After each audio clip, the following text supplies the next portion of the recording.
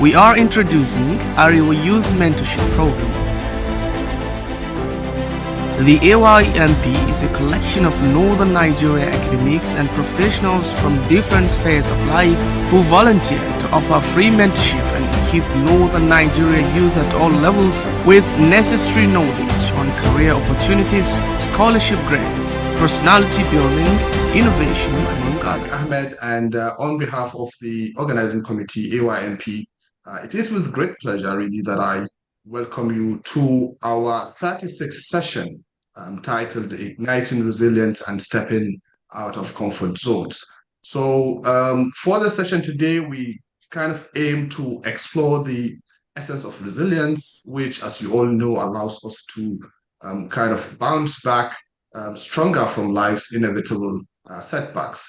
So as we all know, resilience is not just about kind of stepping back, or it's not all about enduring, but it's how do we grow and how do we surpass our kind of perceived limits? And also, how do we transform some certain challenges that we might encounter into stepping stones for success? So today we've invited experts in this field. We've invited Ms. Halima Abdurrauf and Mr. Ahmed Mohammed, who will ponder on this topic.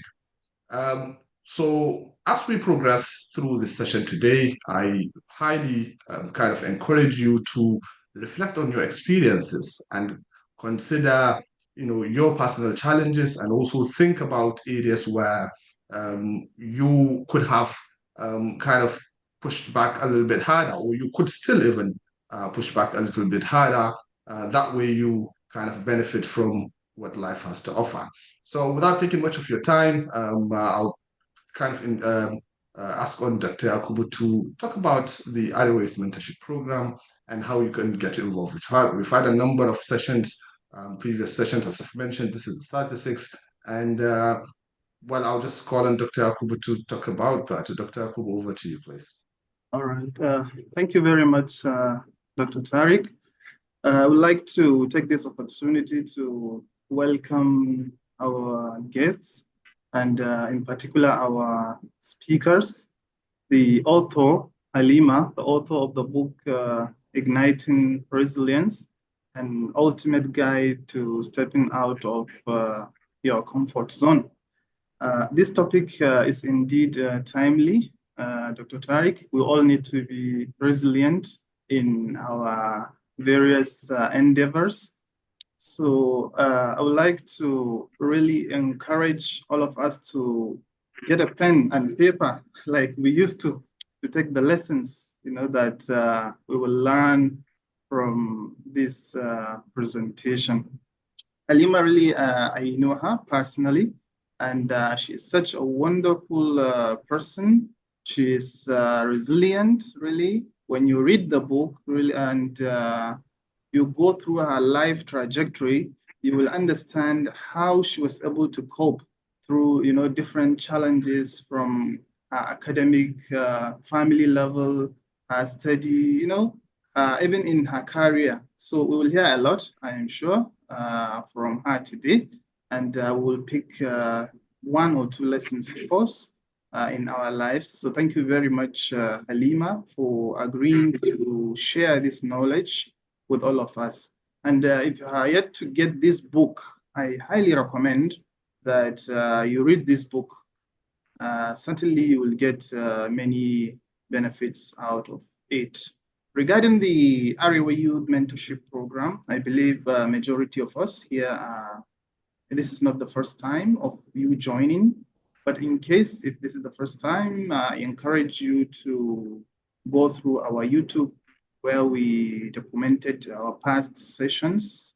They will be very useful. We have touched on different topics and subjects ranging from entrepreneurship, scholarship, career, general mentorship, leadership, So this is something that will be very useful for your personal development.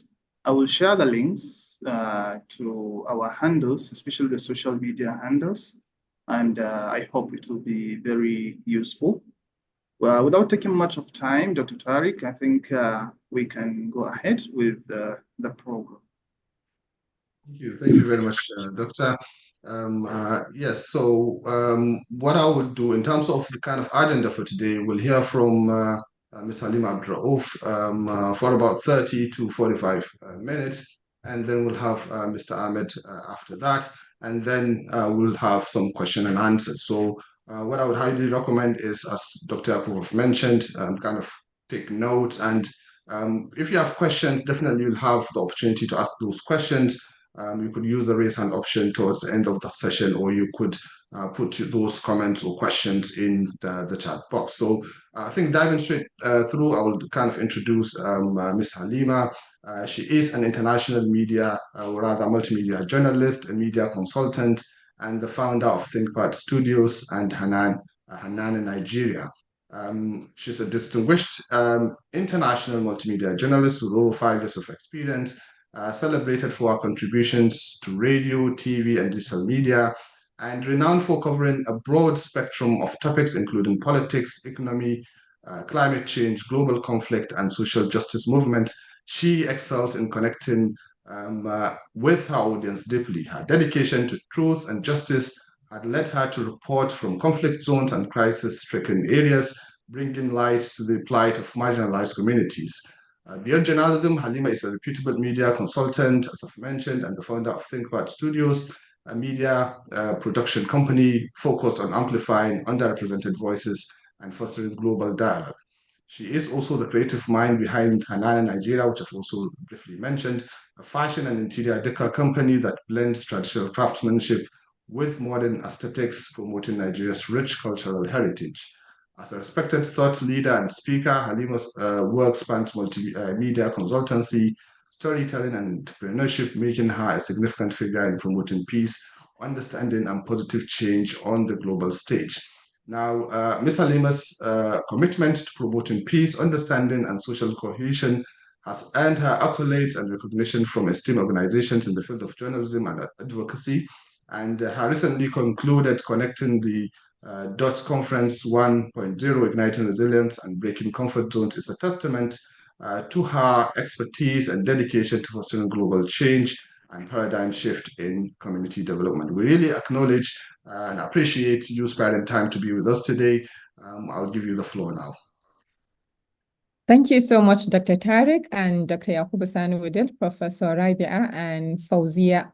Really, it's a privilege to be among diverse people in different fields of expertise, and I'm super excited to share the stage with you. And I'm also grateful. Thank you so much, Dr. Yakubu Sanuudil, for seeing me worthy of being part of this program and speaking on my book. Without further ado, I would just like to delve into the intricacies of talking about this book, Igniting Resilience, and ultimate guide to getting out of your comfort zone. Permit me to please share my screen with you. Please let me know if you are seeing my screen. I think it should be for all participants, I suppose, right? Yeah. Please, can you see my screen? Not yet. Not yet. Okay. Just a moment.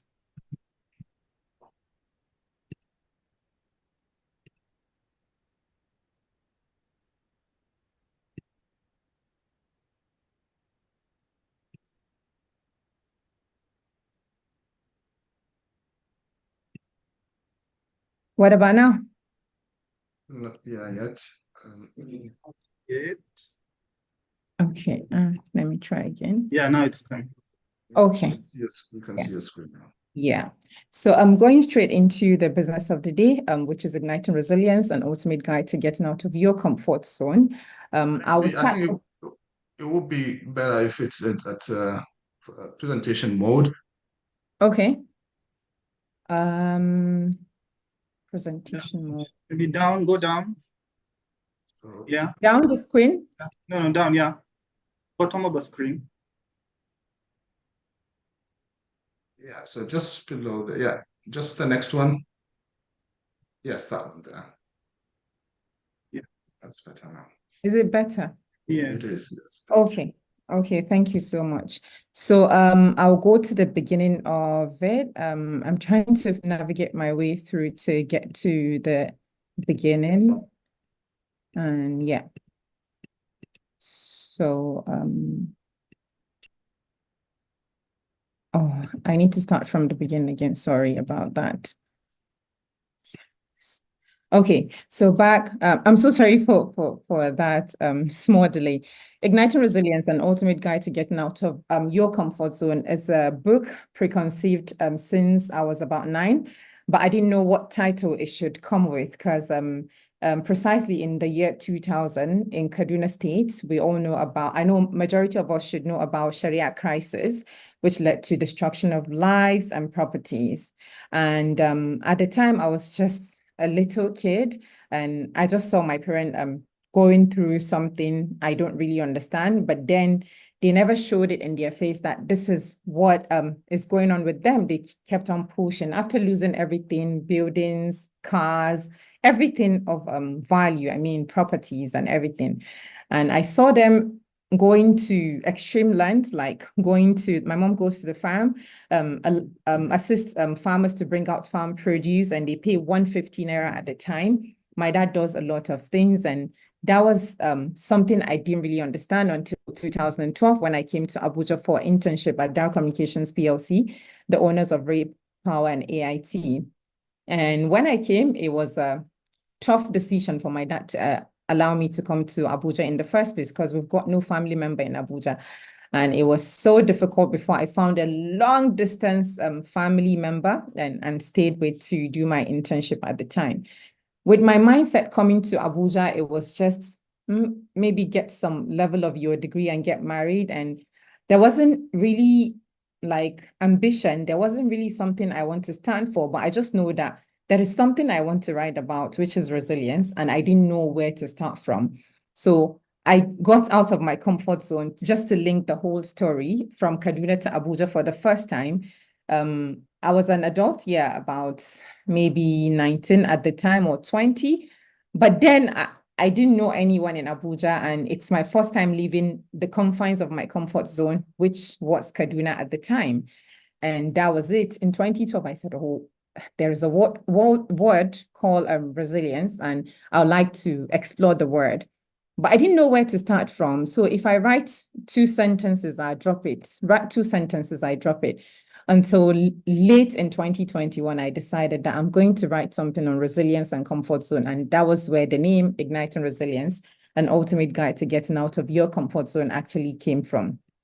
So I would like to welcome you, just like the presenter already did, welcome you to this mentorship session, which is not the first one, is the 30th something. And today, for me, it seems like we are going to embark on a journey of empowerment and transformation together, which ARIO mentorship program has been doing for a long time now, credited to the expert in this session right now. So I would like us to explore the ways in which we can step out of our comfort zone and which can lead to growth and success at the end of it. What is comfort zone? To me, it means a lot of things, but I'm going to just give it this simple thought: a place where we feel safe, but also stagnant.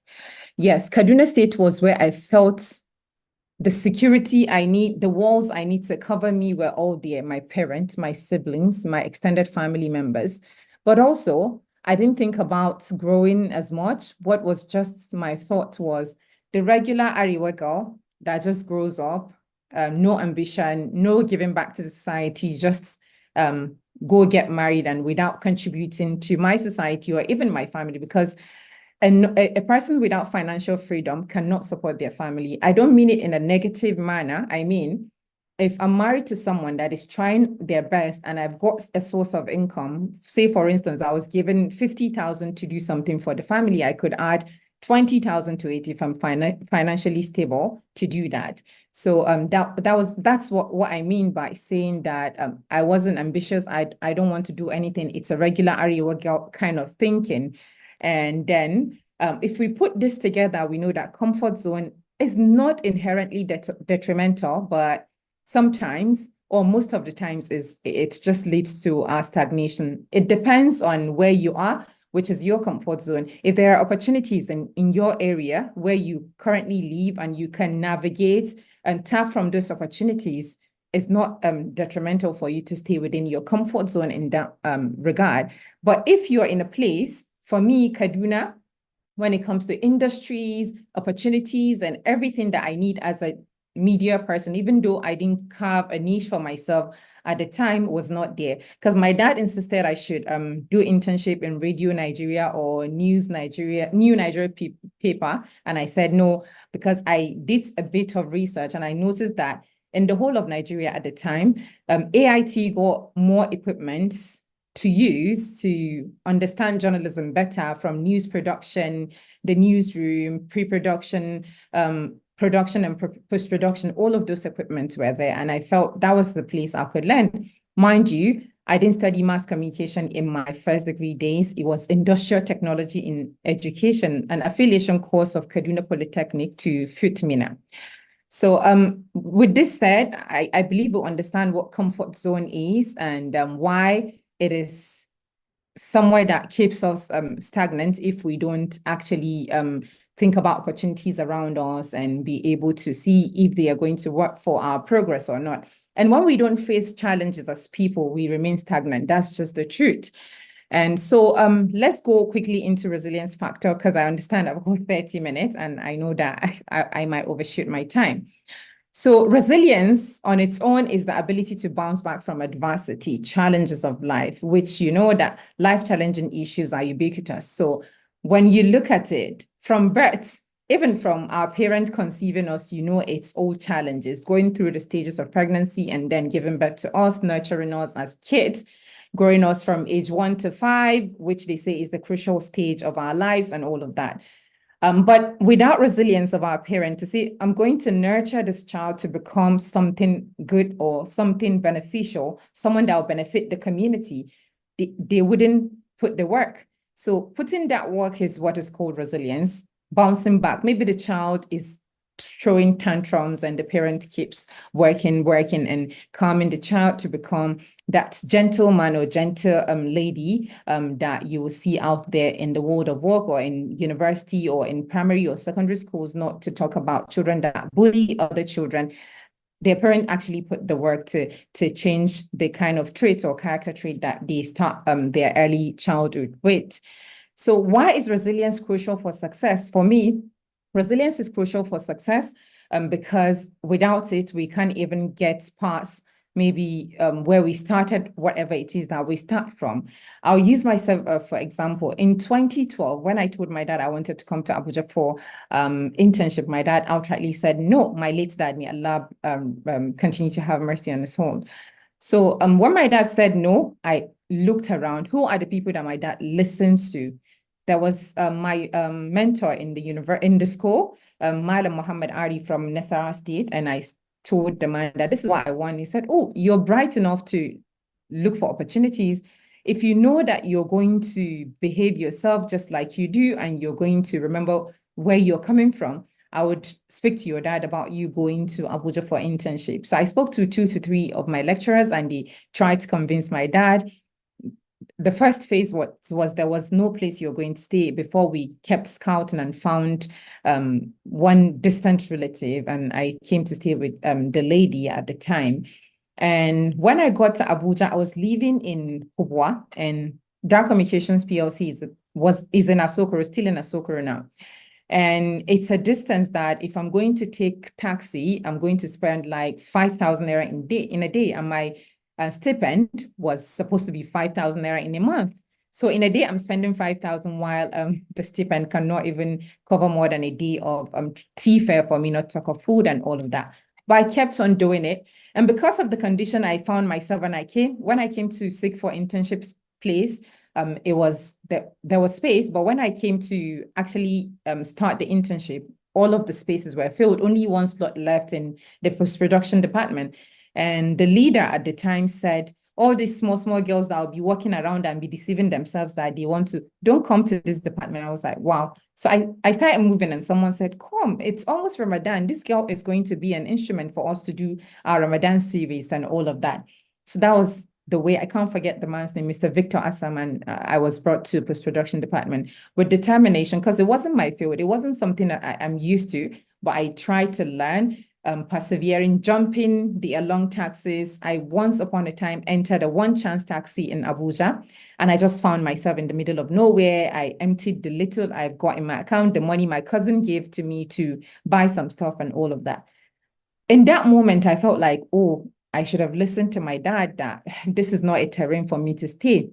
But then I felt, no, there is something else, because I met new people and they are talking with broad mindset. They know a lot and they are my age. Some were younger than me at the time and all of that. So I know that I need to keep pushing. So that is resilience.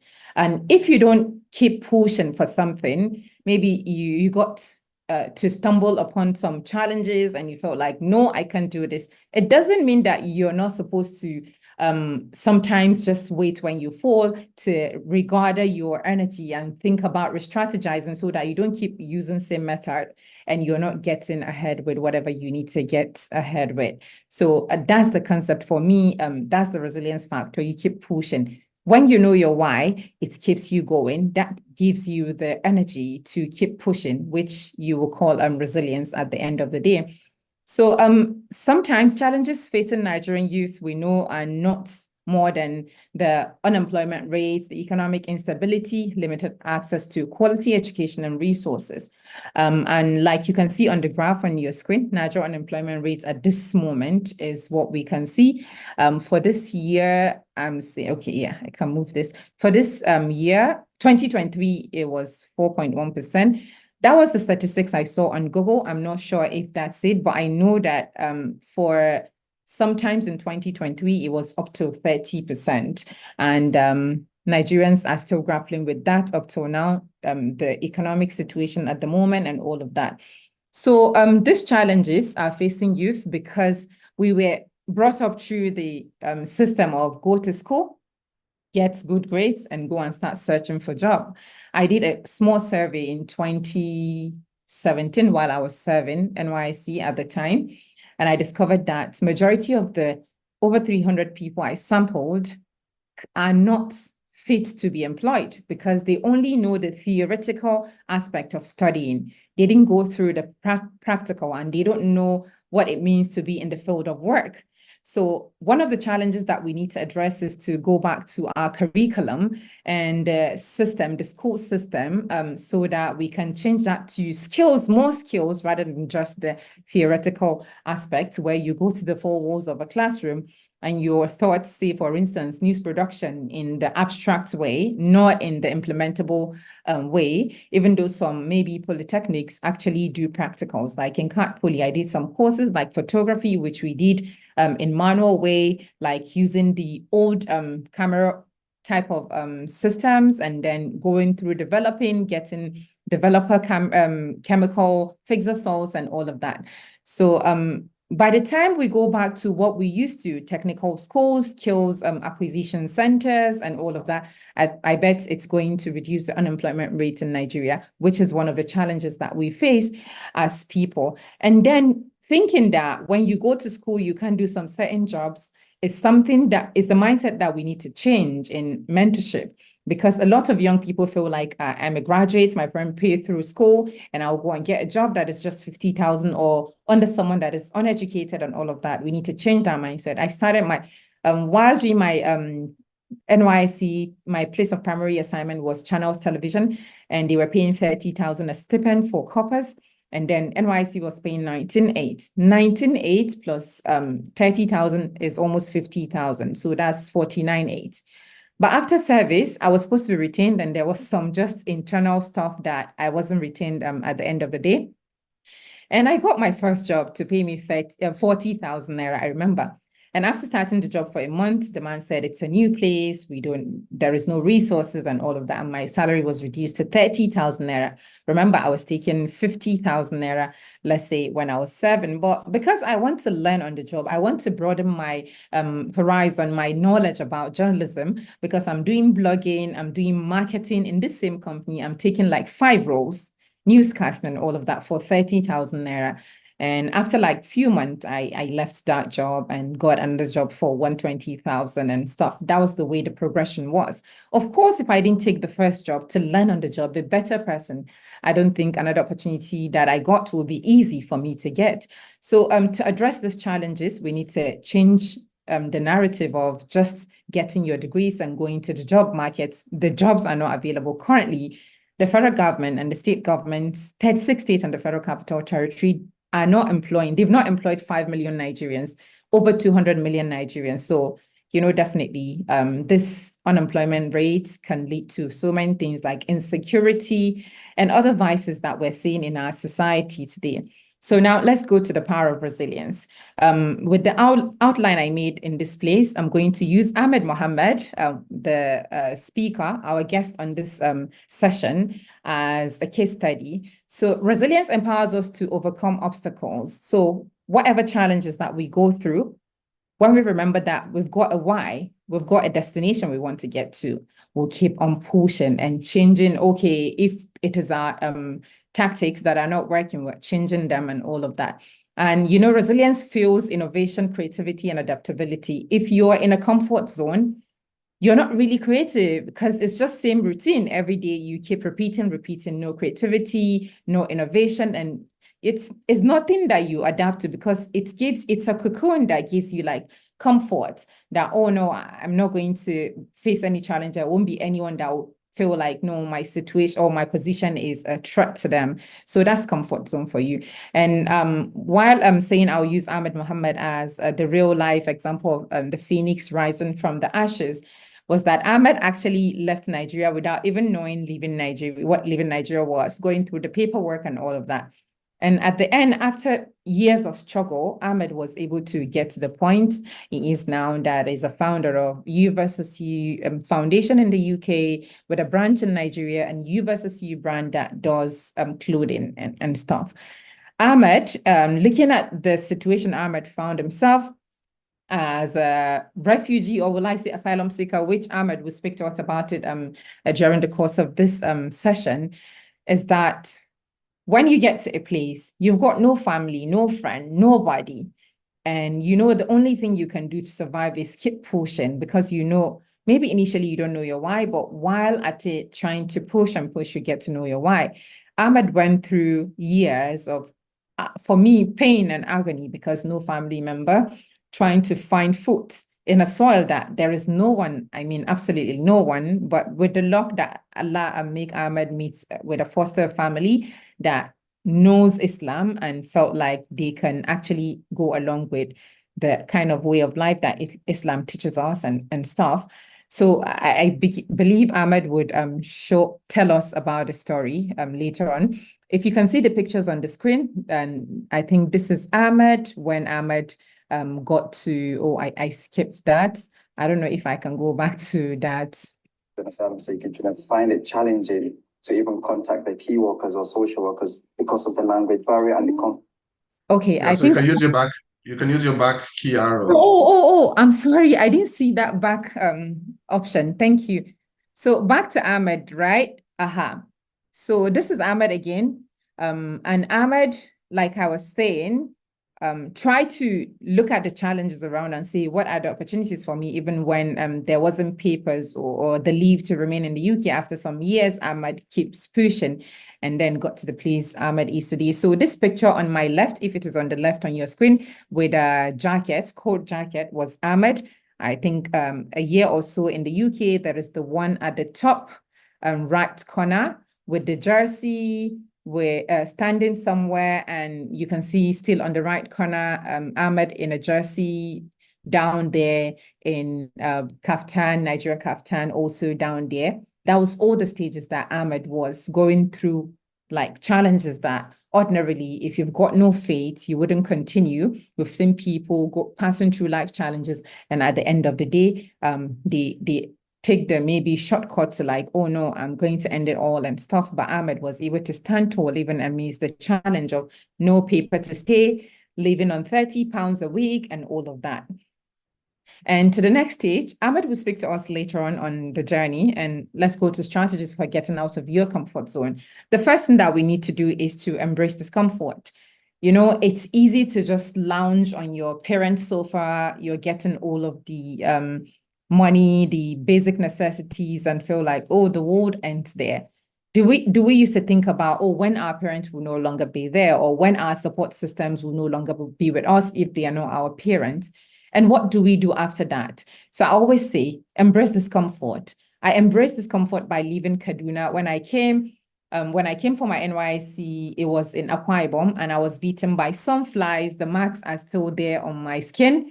And I couldn't cope because I was sick throughout the camp. I relocated to Abuja. When I got to Abuja, at the time, you know, when the core members that were trained in Abuja were already sent all out, and some don't even have place of primary assignment. But I came 4 weeks later and kept searching. And I went to AIT, and the people that I know are no longer there. There were no familiar faces, and I was being tossed around because I was asking, because you need to go tell NYC that your place of primary assignment is willing to accept you, whether with a letter or with a word of mouth. And they were tossing me around for 2-3 days. The next thing, I just went to Channels. I said, I want to serve with you. They said, no, there wasn't space. I went back to Kubwa camp, and while I was waiting for me to be called to come get my posting letter to any place, I just shouted among the many people standing that, post me to Channels TV. And they were like, post you to Channels TV. We've sent our coppers there. They've not accepted anyone. And I said, I can't go there. Just post me. Someone said, oh, they're looking for translator, English Hausa translator. And I said, I can translate. At the time, I can't. I just need to jump on it. That, oh, I can do it. And I was sent to Channels. I got to Channels. Malam Ibrahim, Adra, now the chief press secretary to Nasarawa state government, was the one that interviewed me and gave me a script to translate. And I did word for word translation, no context, no meaning. I just do, if they say strategist, dabaru for what, getting out of your comfort zone, in the kasaba, something like that. I just did like direct translation. And by the time I returned the scripts, Mala Adra looked at me and said, this isn't translation, but I see the zeal in you. I see that you're going to do us proud. I'll give you a chance. And that was it. The rest was now a story to tell. And when I started, I don't know translation, Jack, I don't know what professional translation was, but these people nurtured me. That's the role of mentors that feel like, oh, they've seen you, that you've got the potential, so they're going to nurture you. And they trained me for 4 to 5 weeks. And I beat them in translation today. And they were like, in 5 weeks, you want to take our job? I'm like, no, I'm just trying not to disappoint you. So I embraced the discomfort from, oh, there wasn't space for me in Abuja to serve. I was just going to be dumped somewhere that I wouldn't be useful, but I want somewhere I need to be useful. So I embraced the discomfort of learning through the process that, oh, I need to learn translation, and that was it. And right that time, I know I set ambitious goals for myself from 2012 till date, that there have been different phases of my life. But then I know from 2012, I started setting ambitious goals for myself. But until 2017, when I came to Abuja, I told myself, I'm not going to work in a place more than 1 year. If there is no progress with my life, I'm not going to work in a place for more than 1 year. So I started with Clearview Online TV from April, immediately after NYSC, April 17 or so. I started work immediately because I was recommended by someone in Channels. And yeah, so I worked from April till November, and I left the job because I was growing, like learning new things, blogging and all of that. But then I wasn't growing in terms of being able to pay my bills and all of that. So I moved to another place, and that's been the thing. If I didn't set ambition, I told myself in the next 2 years, and the next 3 years, this is where I want to be. I want to be a multimedia journalist, international multimedia journalist. And in 2020, I landed my role in Voice of America. So if you don't set the goals, and when you set the goals, you've got a vision board. I mean, a vision board that wherever you're putting your vision board is somewhere that there is no way you're going to escape. Every day when you wake up, you look at your vision board and know this is where. While setting my goals, I said to myself, I want to surpass Christian Amampwa. I want to surpass a lot of people making waves in the media landscape across the globe. I saw these people as like people I can visualize myself getting to their stage or standard or surpassing them at the long run and all of that. So that's what kept me going. So you need to set ambitious goals, and you take calculated risk as well. Sometimes you take risk, you don't make a lot of findings or research on, oh, if I take this particular risk, what is going to be the outcome? What will I be able to achieve and all of that? So you need to do that. And in all of this, I was building up for writing this book, and it took like over a decade to get to this point, but alhamdulillah, where I am today. When you take calculated risk and you stumble, it doesn't mean you should stop. Look at the risk, look at the reasons why you stumble, and try to re-strategize on what to do to be better. And you should always seek new experience. For me, I told myself I wasn't going to be spending more than a year in a place if I'm stagnated. I mean, there is no progress in the sense of progress that I want for myself. So I seek new experience. While at it, for instance, I got a job with VOA in 2020, but I was doing other things because I was doing news for other local media stations because my contracts permit me to do that. So I seek new experiences to see what's the work like in this place, what's their ethics, what will it benefit me to be better in my new job and all of that. So that's why you should seek new experiences too. And I would just quickly share the success stories. I think I'm almost running out of time, but yeah, I will share the success stories. So the success stories are inspiring examples of Nigerians, including youth, who have embraced resilience and achieved success. I'll start with Alhaji Alukwat Dangote. I listened to some interview a long time ago where Alhaji Alukwat Dangote said, I started building a conglomerate for over 15 years. People don't really know me as the Dangote that you know today. Over 30 years then. And because of perseverance, resilience, going through all of the challenges and surmounting them, looking at the challenges as opportunities to grow, to be a better person, I got to where I am today. That's according to Alhaji Alukwat Dangote. And a lot of people just thought, Dangote, some young people, oh, it was just easy. It was little seed capital from an uncle that got Dangote where he studied. If not that, the man was resilient and pushing through all of the challenges and re-strategizing on life, it wouldn't get to where he needs to be. The Queen Amina, late Queen Amina of Zazzau, we all know the story. We should always look at them as our success stories to push us to beyond the confines of our comfort zone. Alhaji Isiaka Rabiu of Boa. And I will just quickly go through with the younger generations. Okay, on my right, there is Ahmed Mohammed, there is Ngozi Okonjo-Iweala, Chinua Achebe, and the current AFDB president and the owner of Glo, Mike Adenuga, Hajia Gambosa Waba.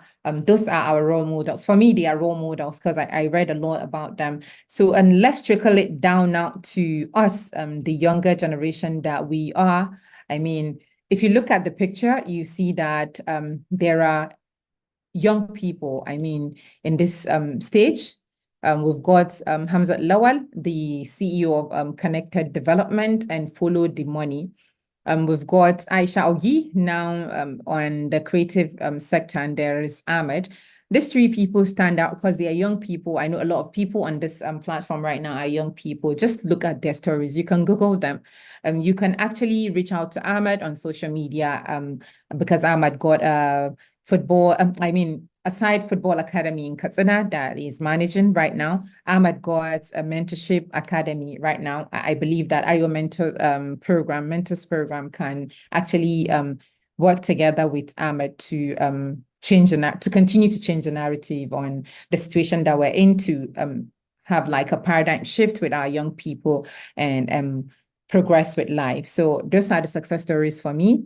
You can check code Connected Development, Follow the Money. This guy did Follow the Money during President Goodluck Jonathan. And there was the Bagega community in Zamfara where illegal mining was causing a lot of damages to their health and all that. And this guy was able to bring the attention of the federal government that the intervention that he sent did not reach the community. That was what birthed Follow the Money.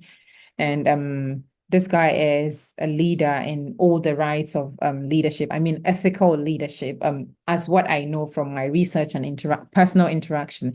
Ahmed also got a story to tell.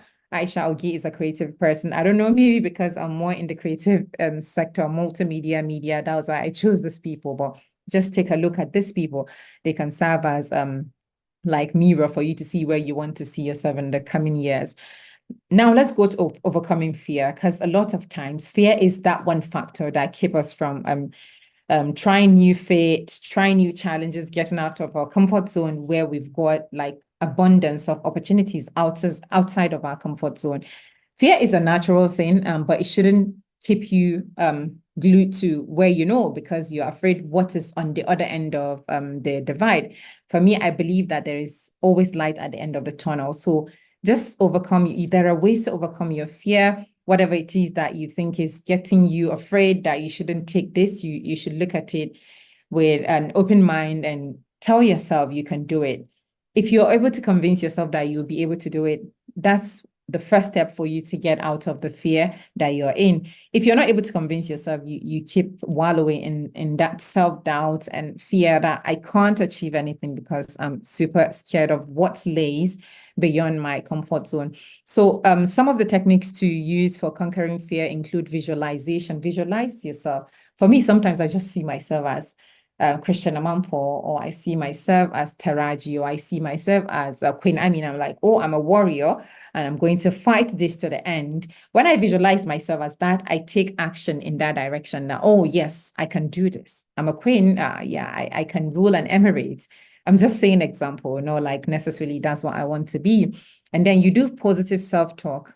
For me, every morning when I wake up after Salah, and I'm doing all the necessary things I need to do before starting my day, I look at the mirror and said, you can do it. You are unstoppable. I am possible. You can get that contract. You can do this deal. You can make sure that you get your report out today. It's supposed to take you 10 days, but you can do it in a day. I challenge myself and tell myself positively that I can do it. So they say what your mind conceives is what you can actually achieve.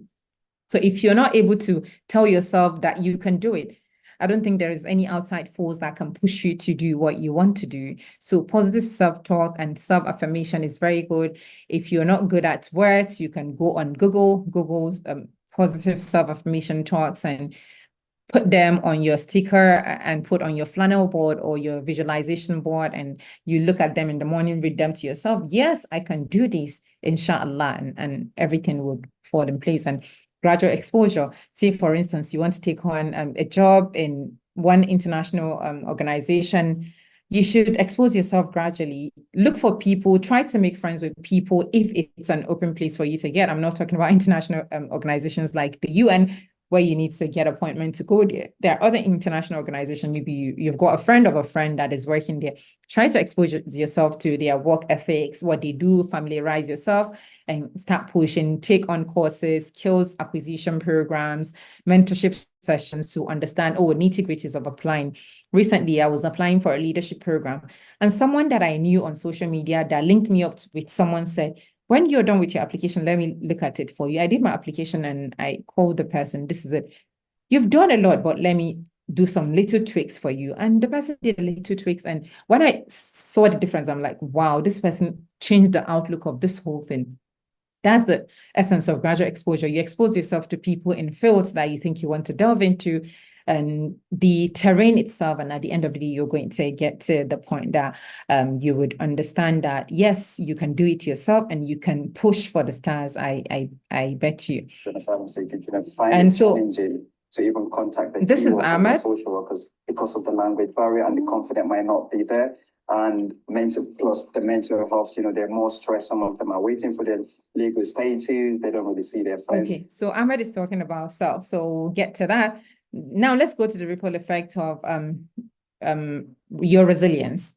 When you're a resilient person, obviously people see you. For myself, when I do things, last year I organized 2 Connect the Dot conference. Dr. Yakubu Sanu was part of them, as guest to speak on resilience, on breaking out of comfort zone. In the beginning of 2023, my immediate older brother was involved in a ghastly motor accident that affected the guy's brain.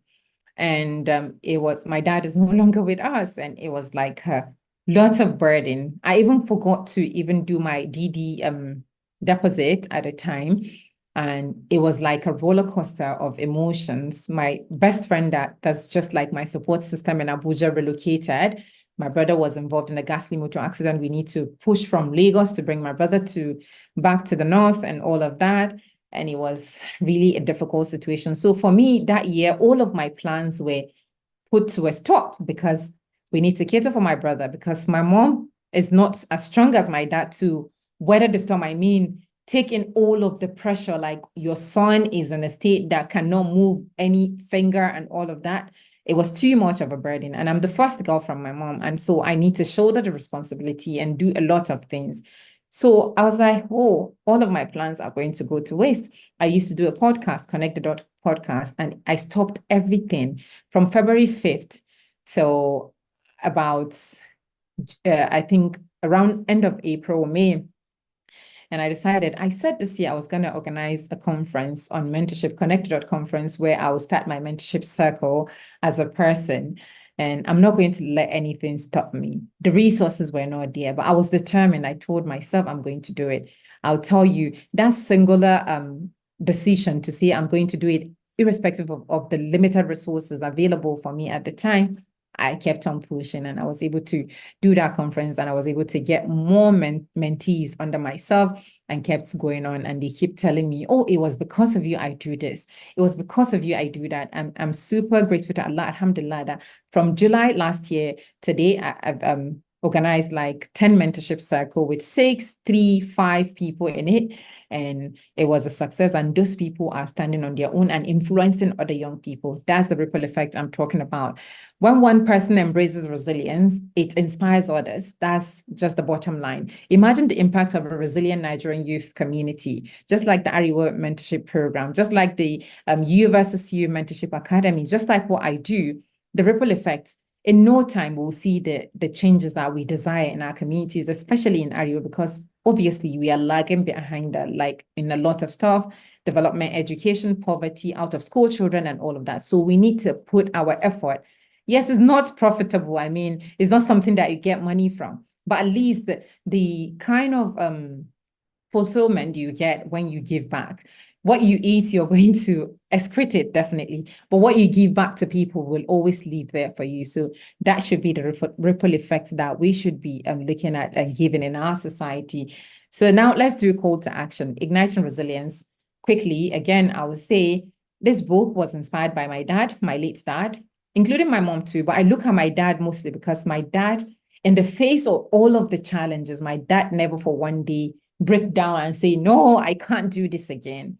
When we started all over from living in a 5-bedroom apartment to one single room, not SEFCON, one single room, face me, I face you apartment, to the time there was post-election crisis in 2011, and we started almost all over because we lost a lot of stuff again, to the time I was able to start writing and pausing and writing, and myself, my own challenges of education, spending over 8 years doing a degree because of strike, internal problems, and all of that. I just know that this book needs to come to bear and tell people stories of resilience to inspire other people, that people don't just get their success on a platter of gold. They put in the work, maximum work, to get to where they are. So are you ready to ignite your resilience? And you can purchase a copy of my book. That's the cover there.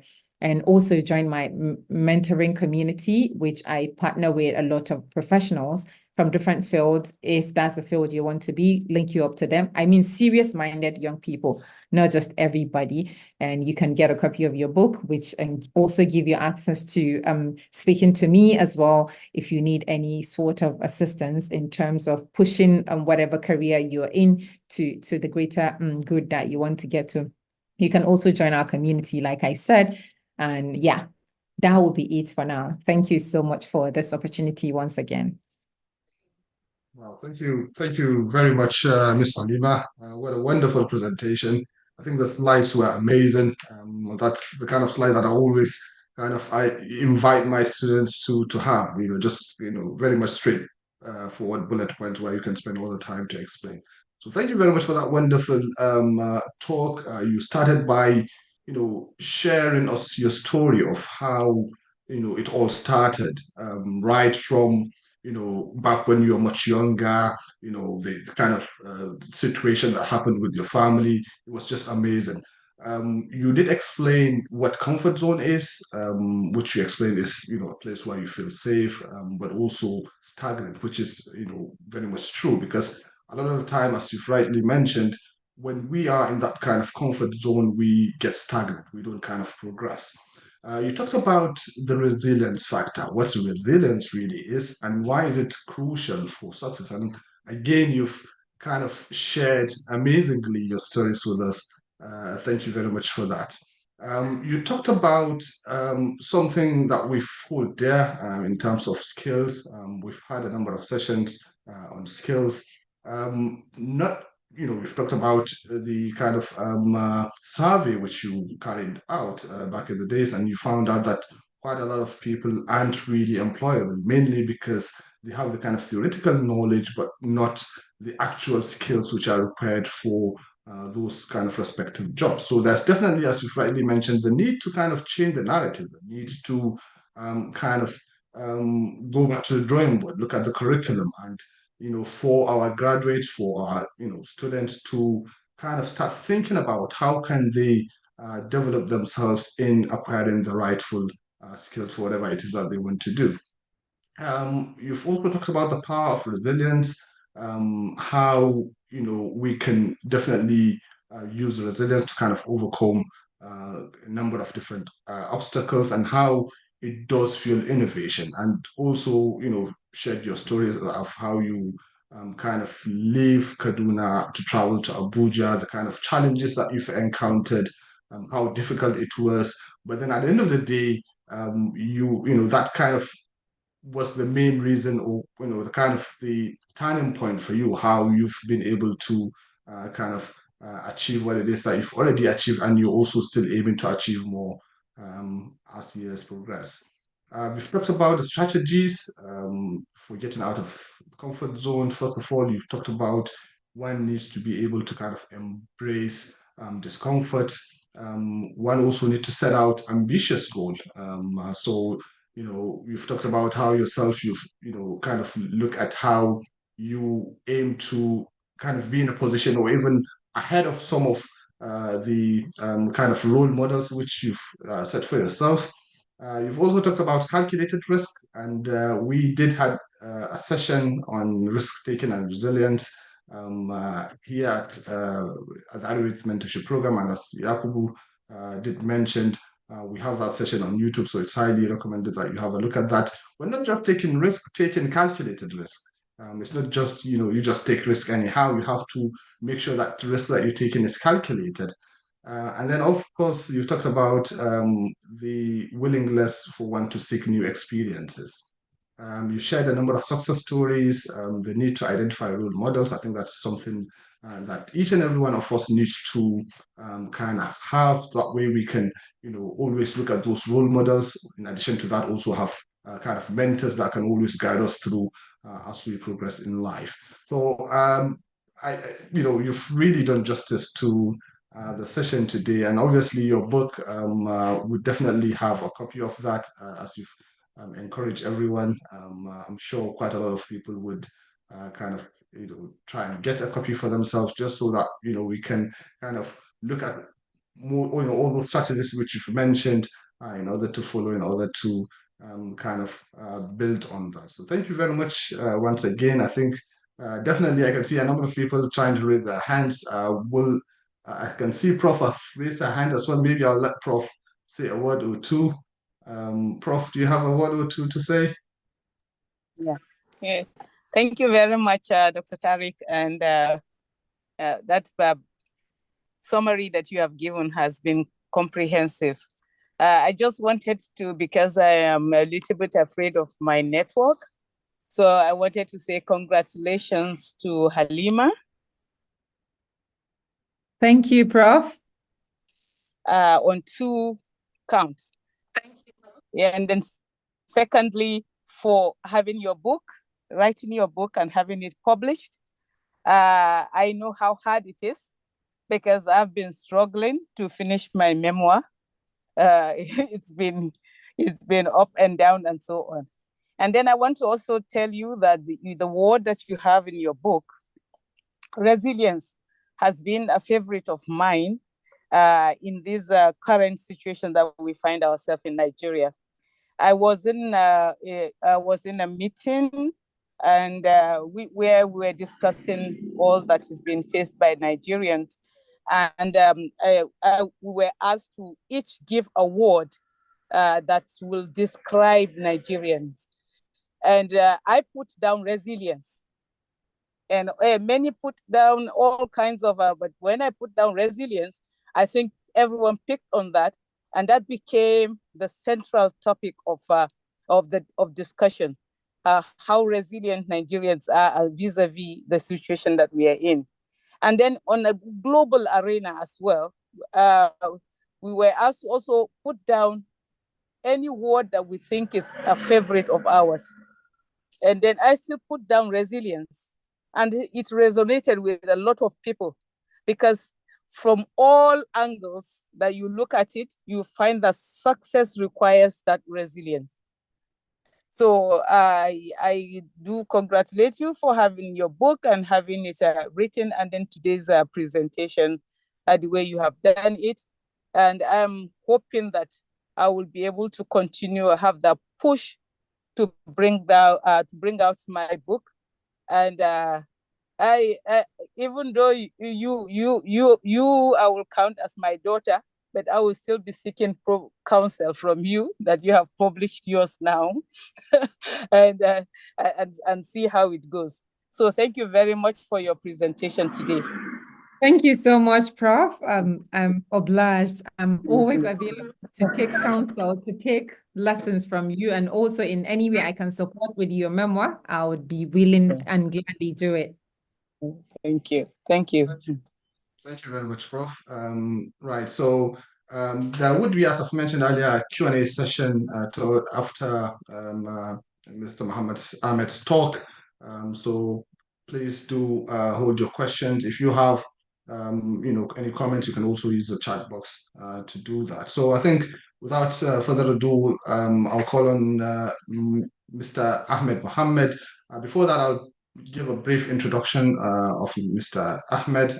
He did arrive in the UK as an unaccompanied asylum seeker at the age of 14. That was back in 2010. And his experiences in the care system have played a pivotal role in shaping the person he is today. Ahmed has achieved the status of qualified youth mental health instructor trainer, boasting extensive experience across various aspects of life. Notably, he served as the Bank of England ambassador for 2 years, dedicating himself to advocating and raising awareness about the bank's role in society among local communities in London.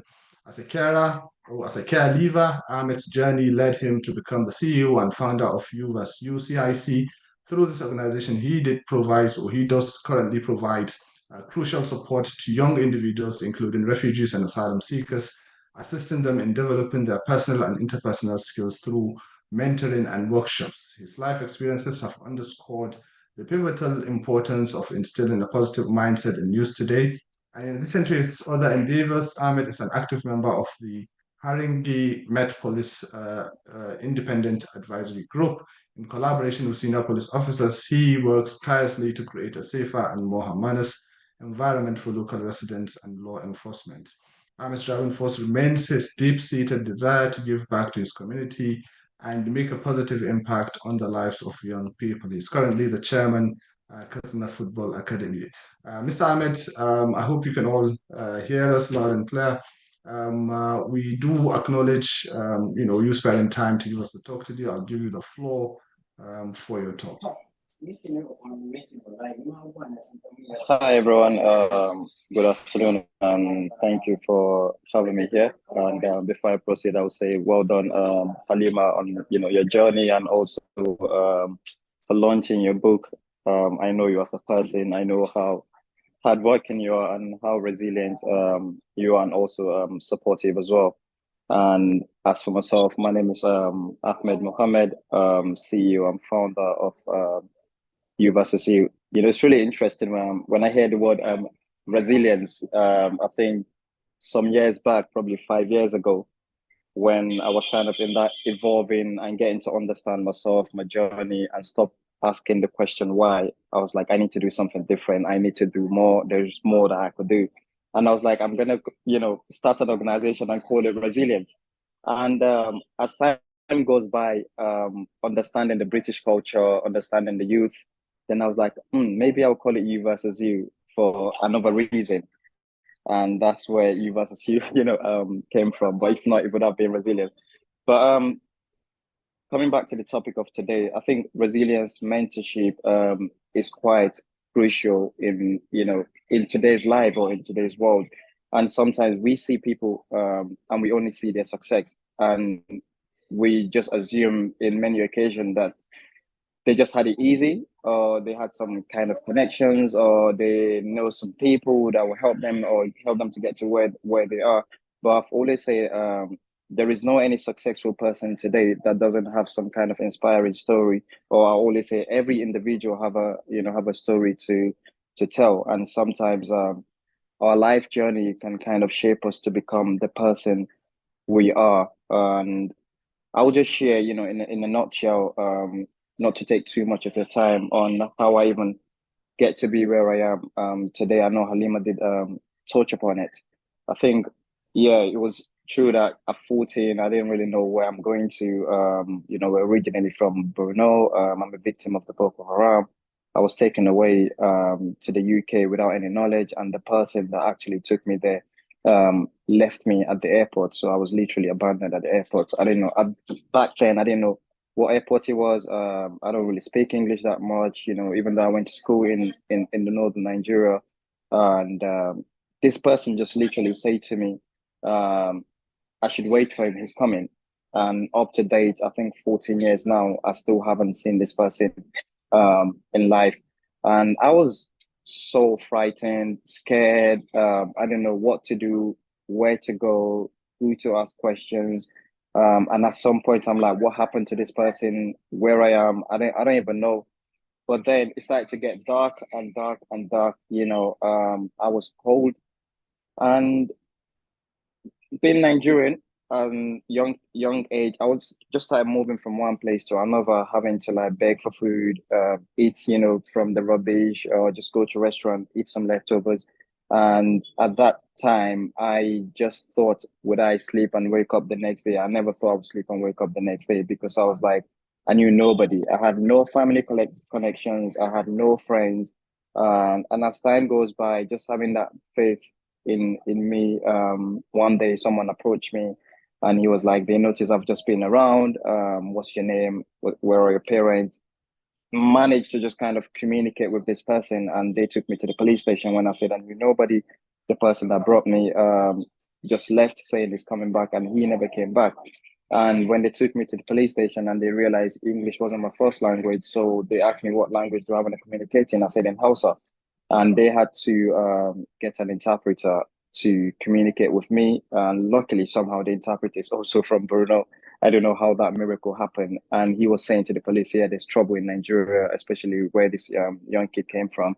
And I told them what happened, how I ended up, you know, in the UK. And to be honest, I didn't know what's going on. And, you know, we have that culture of growing up in Nigeria where you don't really get to question adults, you know, you just follow what you've been told to do. That confidence is not there. Even when someone is trying to do the wrong thing, you just kind of listen and just put your head down and just listen to them. So that was the mindset back then. And I slept in the police station. They asked me so many questions. And the next day, another police came to collect me, and in the car, still remember, and they took me to this home, and they were like, oh yeah, this is your home now. You don't need to be scared or worried about anything. And there's so many thoughts like going on in my head, because no one really explained that, okay, we're going to take you to this home or etc. None of that explanation were there. They just took me to this family, and there's a lady, I still remember, she just popped out of somewhere, and behind the police, she was like, oh, hi, I'm your social worker. I didn't even know what social worker means back then. Then I came into the home and sat down. I saw a lot of papers. They're just doing a lot of talking, and they took me to this room. They were like, this will be your room. Trust me, when I got into that room, I never stepped down. I didn't come down, just in my room, just crying and crying and crying. And later in the evening, I think it was my foster mom that realized I had no clue on what is actually going on. Looking back at it now, I believe that they would have assumed I understood what was going on, or they would have assumed I knew it was social services, considering my age, but I had no clue. It was my first time that called me. She was like, you still haven't come down to eat your food? And I kept on saying, I'm not hungry. I was like, why are you crying? And she was going through, then she was like, I was going through your report. And they said, you had no one in the country. And I was like, yeah. And that was when she actually realized, I don't even know what social, so I didn't even know what's her role. And then she had to break it down to me, just like A, B, C, D to Z, like, okay, I'm a foster mom. I'm from Eritrea. She's from Eritrea. She's Christian. She have her own kids. She's been fostering for the past 10 years. And she goes, because you had no one in the country and you're an underage or a minor, that's the reason why they brought you here, just for me to look after you. And she was like, I hope you'll be okay here. And that's literally what happened. That's how my life technically started in the UK.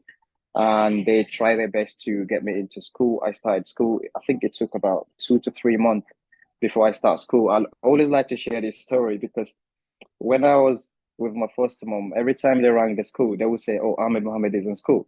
And then my foster mom would be like, no, and she would call the social service. So they were going back and forth with the local authority and the school saying, I'm in school, and my foster mom was like, he's always at home, he's not in school. But then until when the school got to realize, apparently there is another Ahmed Mohammed in the school with the same date of birth as me. So that's the reason why whenever they check on the register in school, there is Ahmed Mohammed ticks in, attendance in school. But when I got to find out, now he's my best friend. He's one of my best friends in the UK. And how could we have same name and same date of birth? It was just crazy.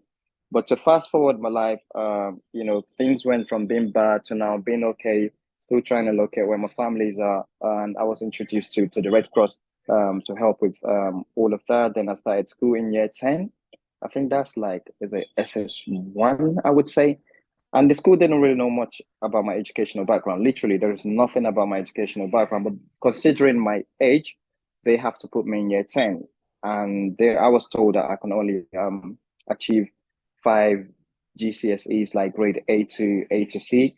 And that's only if I did work hard. And my foster mom always say to me, you've come a long way for you to just not take opportunities and do well in school. And if you don't do well in school, especially in the UK, I think not just in the UK, wherever in the part of the world, if you're not educated, it's almost like you kind of like miss so much opportunities. And she always say to me, at least just do the basics. Even if you're not going to go to uni, at least do the basics. Make sure you have your maths and English. I was like, okay, mom, I'll try my best. I have a very good relationship with my foster mom. Despite, being in a Christian family, she was the first person that took me to the local mosque. So like, this is a mosque. She was the first person I'd be like, okay, this is the time of Ramadan. This is how Ramadan works in the UK. What do you need for Ramadan? What do you need for Suhoor? During Eid, how do you celebrate? And for me, I was like, she's a Christian, and to have that person to just not try to convert you to their own religion, she just allows you to do your religion and support you. It made me even embrace her more and call her my mother. And going forward, things were looking okay. I did my GCSEs, then I started to get a bit popular in school due to sports. And I think what happened was there was a day we had a PE and I was asked, what do I want to do? And I said, I don't even know. And they were like, okay, you could play football. And I was like, all right, cool. So I went to play football. And then following that, then my friends in school were like, oh, you're quite good at football. You should play for the school team. And I was like, no, I don't want to play for the school team. I'm not even here to play football. And they were like, no, you should play for the school team. We'll take you to the sport teacher, so you should play. And I was like, okay. So they took me to the sport teacher, and the sport teacher was like, no, I'm not going to play. He doesn't even know me. How can he just put me straight into the school team? And then my friends, UK, like the kids, they don't care who you are. If they believe in something, they will just tell you. And they kept us saying to the sport teacher, no, sir, you need to put him, you need to put the new kid.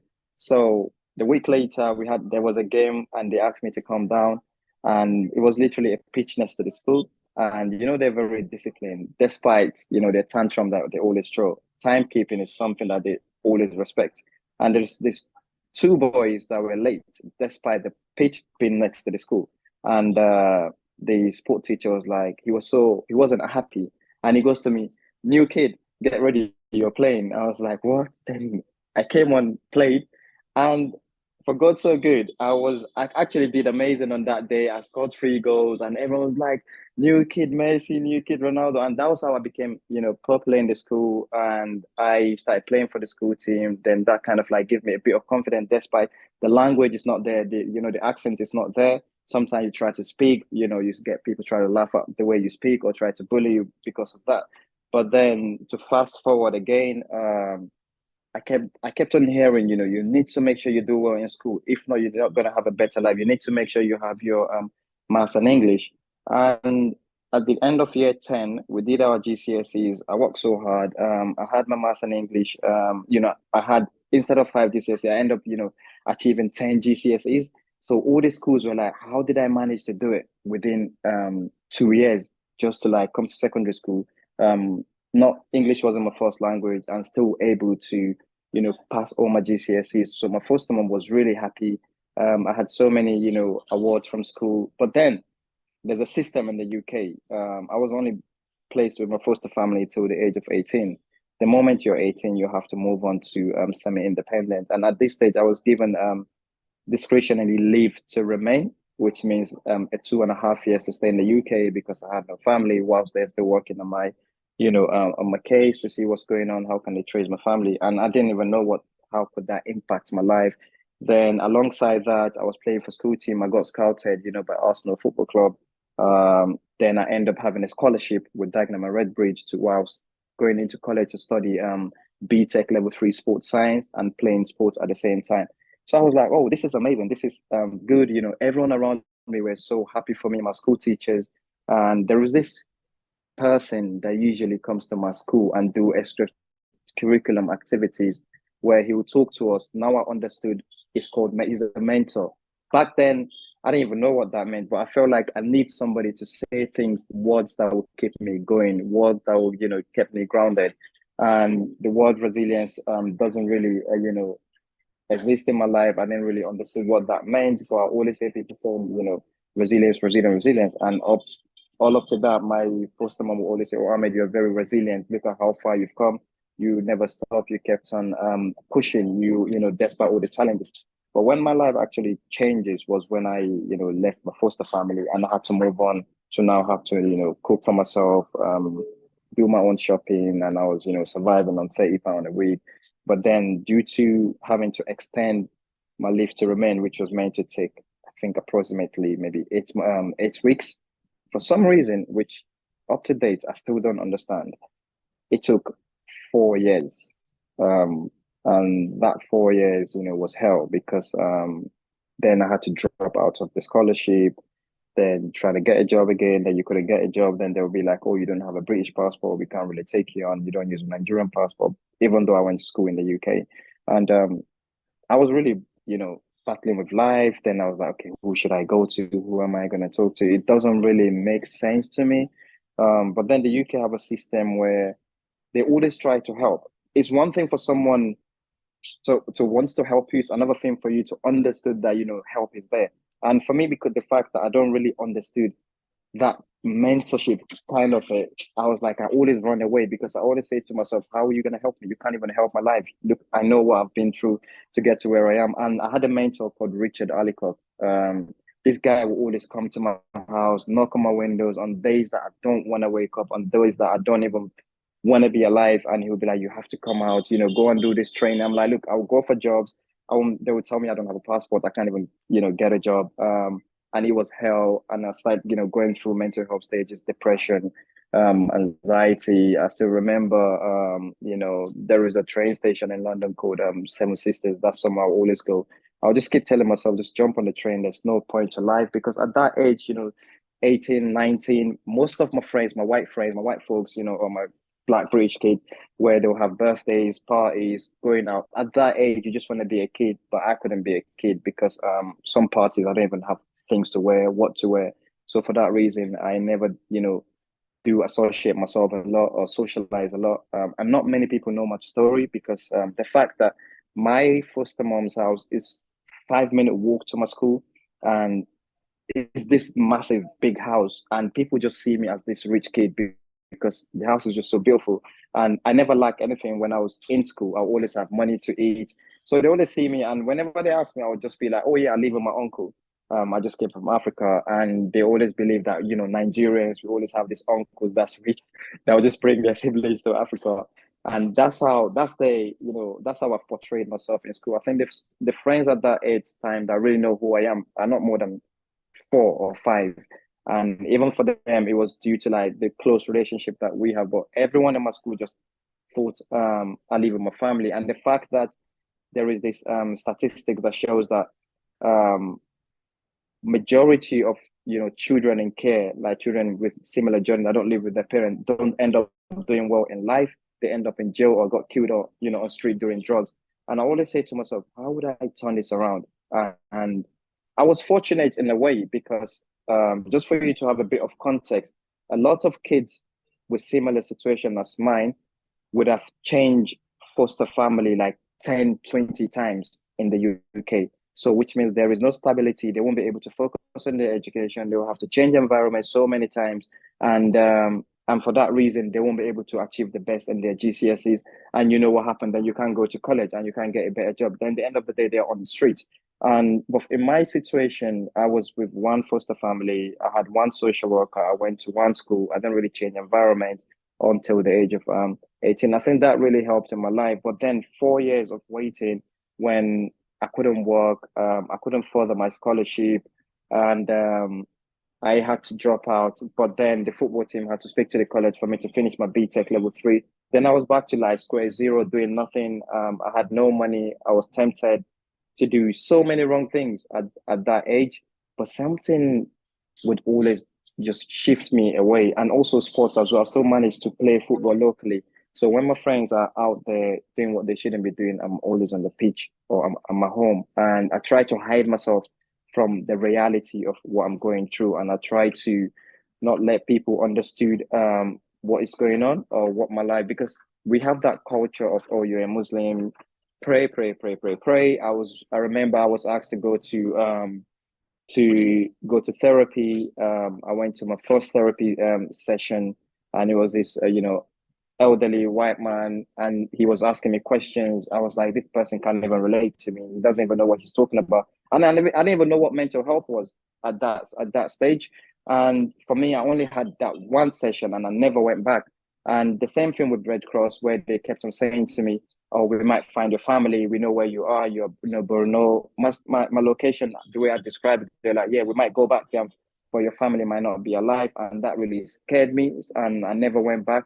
But then I just kept on thriving and thriving. And the older I get, the more I became more patient. I used to be so angry at Nigeria. I used to be so angry at everything. Luckily for me, I didn't grow up in an environment where there's so many, Nigerians. Most of my friends are white or Black British. And 4 years later, I remember there was a time I almost got deported as well. I was very lucky that didn't happen. But then to cut a long story short, 4 years later, I was granted, leave to remain. They were like, okay, you've established yourself in the UK. You've been here for so long. We'll grant you leave to remain. But then what really happened in that 4 years, despite all the challenges, I had mentors that were pushing me. Back then, I didn't even know what is a mentor. I wished from 14 and understood what a mentor was. I wished, because I would have embraced that opportunity. I probably the struggles and hardship that I've been through, it would have been more easier. Until in my late age, in my late 20s, I wish I understood mental health. I would have spoken more about mental health. I would have spoken more about being suicidal. I would have spoken more about taking my own life. But I didn't understood that, and I think religion and culture did play a role in that, not being able to speak about what we're going through. We just want to pray. It's great to pray, but sometimes you have to go to the professionals. And when I had my leave to remain, I was granted again. I was so happy. At that stage, I've really developed myself. I've academically, I've had all this vocational, qualification, and I just started using my networks to say, look, I need a job. And someone was like, you know what?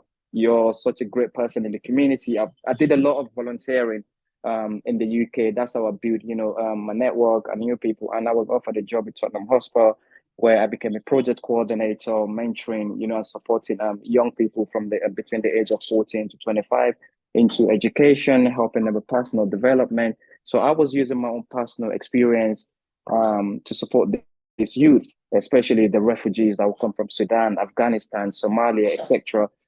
They would always, the moment they come to me, they will be like, how do you feel so relaxed to talk to us? And I always say, because I've been through it, so they can resonate. And that's something I found, with mentorship. And today, I'm sitting here as, the CEO and founder of U versus You. I was the kid that was invited by King Charles due to my contribution in the British Society. As Halima mentioned, I was an ambassador for the Bank of England. I have employees at, in the UK. I stood as a councillor in London as well. I'm into politics, and just I have that heart of giving back despite what I've been through. And I came back to Nigeria, well, not fully returned, but I started doing projects in Nigeria. So now in Nigeria, I have, U versus You Ventures. I also have U versus You Foundation with the U versus You Ventures. I do mentoring and understanding mentoring. Last year, I was employed. Yeah.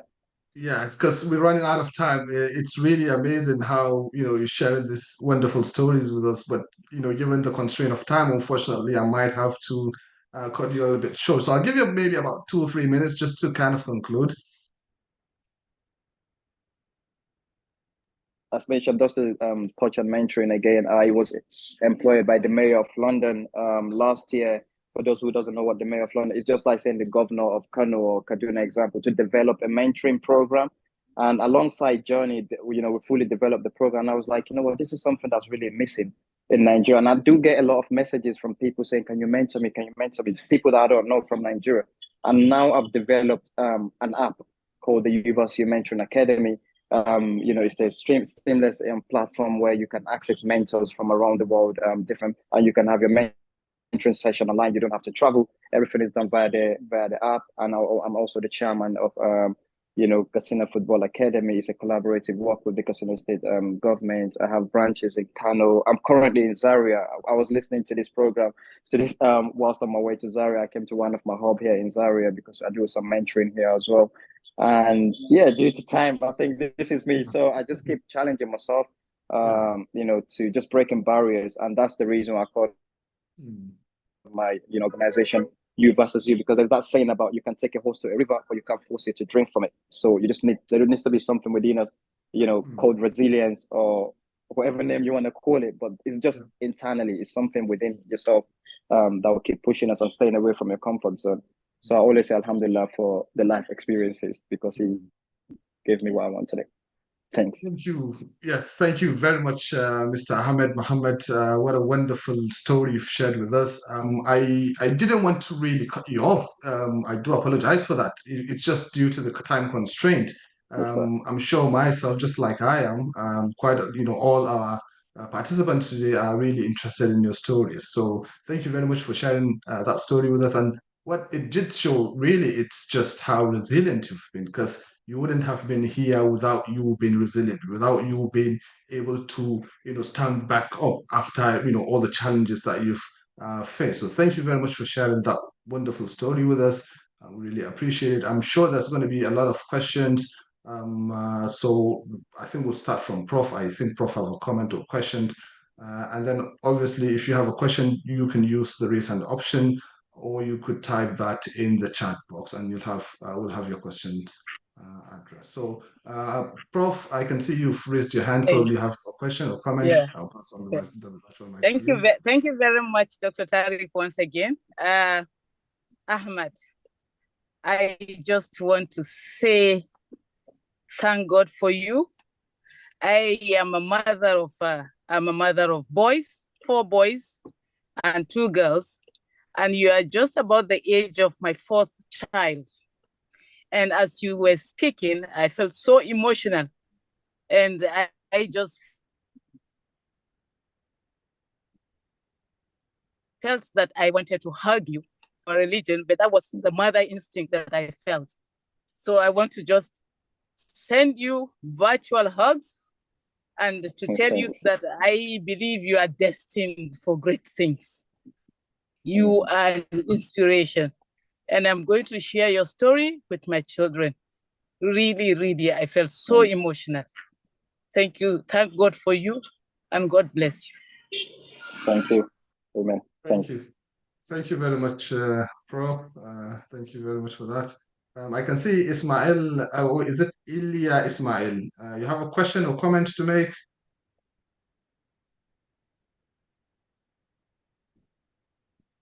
Can you unmute yourself and ask your question, please? Yeah. Hello. Hello, Can yes, you we can hear? hear you. Yes. Yeah. So, good evening. I'm very inspired by the story of the first speaker and the Ahmed. This gives me more courage. As I'm a victim of spinal cord injury, I had spinal cord injury as a result of accident. So in my final year as a student of University of Maiduguri, on my way to Bauchi. So when I had the accident, I was took back to University of Maiduguri Teaching Hospital.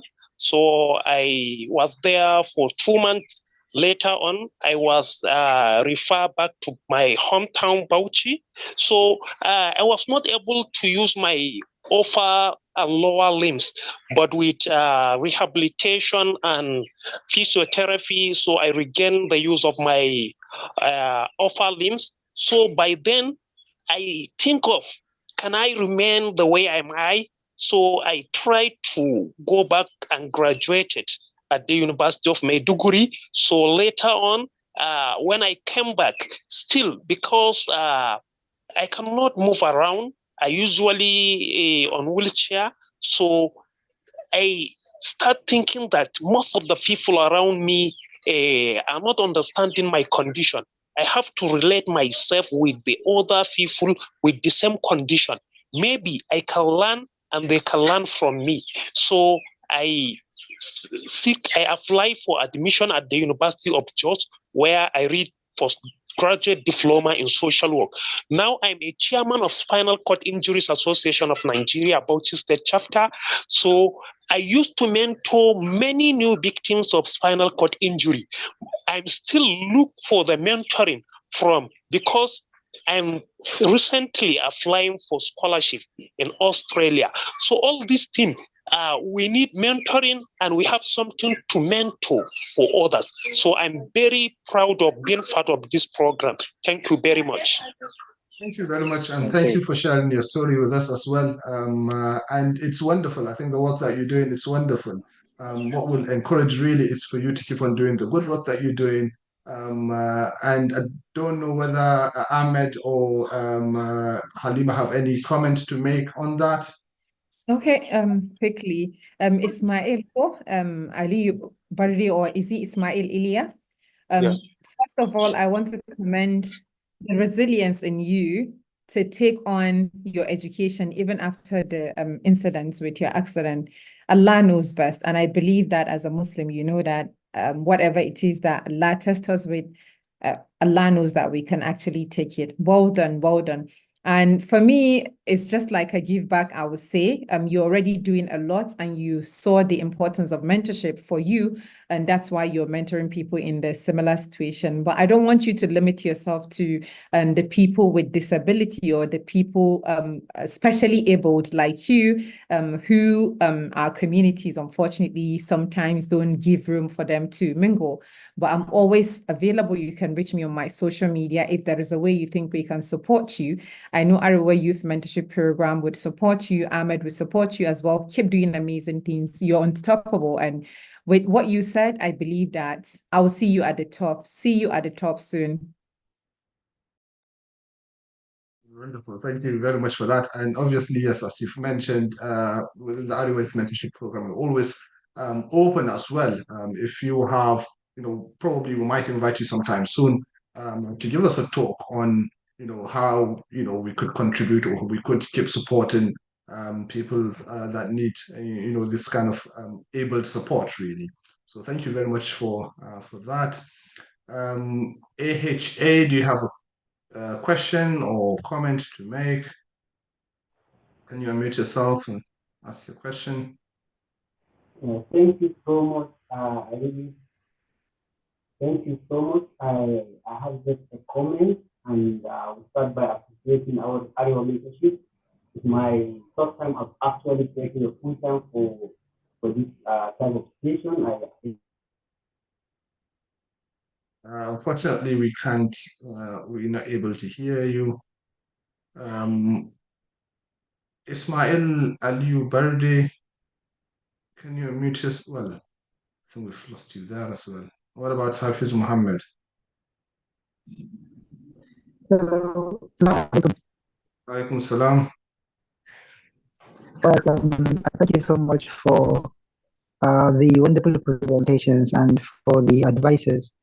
I want to ask a question. I'm a student, so because of the increase in school fees in Nigerian institutions, students find it very difficult to cope and to continue studying. I am asking, how can we students have the impetus to be resilient in studies in Nigeria currently? Thank you. Right, thank you very much for that. If I get you, you're looking at how can you have the courage. I didn't get that right. Whether you're talking about the courage, the resilience to keep studying despite the challenges. Financial challenges, despite the financial challenges. Right, yeah. Thank you for that. Okay. Yes, do you want to respond to that? Yes. So I'll go back quickly. I think Ismail, or who is the person speaking? Your name, I didn't get it. So I think that the thing we need to do to be able to get out of the financial challenges that is occasioned by the economic situation in Nigeria is to think out of the box and change the narrative. A lot of us just go to school. In advanced climes, people go to school and still work to be able to support their education. But we are bred, or we were brought up on this notion that, oh, just go to school, your parents are supposed to support you and all of that. If you've got any skills that you can give and get funds in return, you should delve into it. That would assist you a long way. Say, for instance, myself, when I was studying for my master's, it wasn't a scholarship program. It wasn't parent sponsored. And up till now, I'm paying my direct debits from the balance of my accommodation expenses, which amounted to £9,300 in the UK. And nobody, it was just my salary, and I was a student. And because of COVID, I was able to go to school and then continue doing my radio reports. The TV was not the option because of COVID.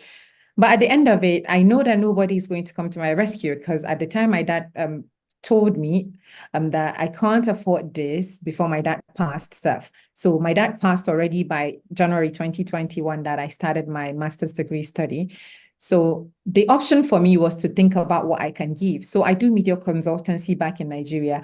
My sister sews and I do the company marketing. I do interior decor. So I still try to get people to patronize my business and be able to give it back to my study. And then the last resort for me, when I got broke at some point and I couldn't even really fit properly in a foreign land, I beg your pardon. So what I did was I can plait kitso. I can do kitso.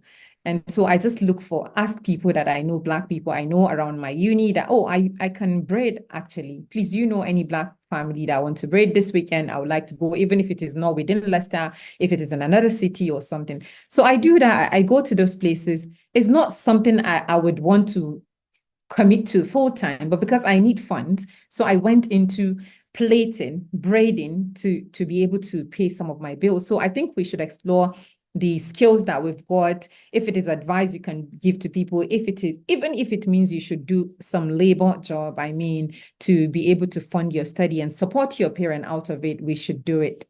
Yeah, that's simply my advice. Yes, thank you for that wonderful advice. Dr. Ibrahim, do you want to unmute yourself and ask your question? Assalamu alaikum. Alaikum salam. Yeah, I would first and foremost like to say well done to Dr. Sani Udil, Dr. Tariq, Prof, and of course our wonderful two speakers. It's actually a very, very good one for our people to know that so many people are facing a lot of challenges as what they are facing, and to know that people actually walk through all those challenges and achieve success in life. For Ahmed, I know him personally, and all what he has achieved actually, it's really inspiring. I always like to listen to him over and over again because it actually touches my heart to know that all these things happen and people still scale through. Today he's speaking as a CEO. Even people that lived their childhood successfully don't talk about themselves being as CEOs at the moment. So it's really an achievement, and Alhamdulillah. And as Prof has said, thank God for you as always. And yeah, that's it. Thank you. Thank you very much. Thanks for that. Right. Okay. So we have Ismail Aliyu Berde. Can you unmute yourself and ask your question? Assalamualaikum warahmatullah. Jazakallah Salam. khair. Jazakallah khair for your effort. And my comment is that all what you people are teaching us, the Allah going to Jannah, and all what I want to comment is that all these things I want people to know that there's no shortcut of fix. There's no shortcut of fix. You must follow a rule or a way for you to achieve all what has been achieved. And certainly from Mrs. Halima Abdurrauf, please, I really need your slide, please. Can you share your slide with us? Because I see it very interesting. It will motivate me because me, so we are writing people with one of my guys. So we know the problem, but we don't know how to write it down. We know the problem that we are encountering in the northern Nigeria, especially our SS2, SS3, children that are yet to write exam. So we are writing book on that. But we know the problem, but we don't know how to put it down so that we can move. So please, I need a summary advice on that. Thank you very much. All right. Thank you. Thank you for that. Ms. Halima, do you want to comment on that? Yes, but I didn't really get the question. Can we take these two questions? Like I see two people have raised their hands, then we can conclude on taking Right, okay. Right, so I think this first question was on how to come up writing about the challenges, if I understand that, summary of how to go about solving their challenges. So Yusuf Tijani, can you ask your question, please? Okay, good afternoon. Hello, My good name afternoon. is Yusuf. Okay, thank you very much, Dr. Tariq, Dr. Yakubu, and all other contributors to this program. So I would like to go straight forward for my question. And I would like before to thank Mr. Halima, Mrs. Halima for that presentation. It is very wonderful. What I want to ask is about how can someone stay consistent, because sometimes when you bounce back as a matter of resilience, you will still go back. Are you there, Yusuf? So if I just... Yes, this is my question. Thank you. We've missed that a little bit. You talked about consistency. How can one bounce back? Sometimes one might have it challenging to bounce back and keep falling again, or what was the question again? We didn't get that. I think it's about consistency. Right. Final question. Usually we encourage people to add in their names. iPhone, I'll unmute you for your comment for today.